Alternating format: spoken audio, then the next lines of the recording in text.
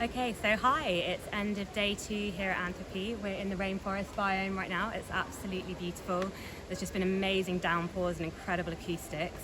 And I think we're all feeling a little bit of that day 2 energy. So our hearts are full, our heads are full, we're a little bit sleepy from all of the conversation.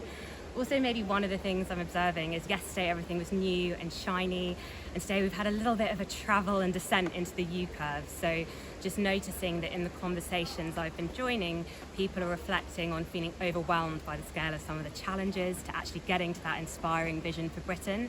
Talking about things that motivate us as entrepreneurs, so things like anger, spotting injustice, and without opening our hearts, and also unappreciating the science behind some of those injustices and things that aren't working, we're never going to be motivated to drive change. What about you, Will? What are you hearing It's today? funny you talk about hearts. I think, I've attended so many different topics today, discussions around so many different topics, biodiversity, electrification, the ambitions for net zero, countless different topics. But across them all, actually, what we've been speaking about is how to engage people, right, to drive change.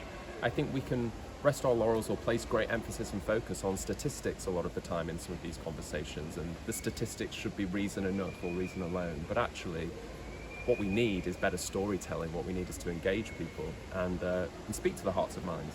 Yeah, absolutely. And I've been in two sessions today that have been quite small dialogues around sustainability, and I think that human bit just keeps on coming through. So one of them was with EY this morning on radical collaboration. And that's great as a statement, it's very catchy, but what does that mean as a human issue? How can we be brave in bringing our competitors into the journey? But the big thing was, like, how do you actually create a space where people can experiment? If we need really bold change, we're not going to get it right every time. So what does it mean to have a safety net around failure? We should be celebrating what we learn from what doesn't work. And what is the leadership we need to actually create an environment where there's permission for that?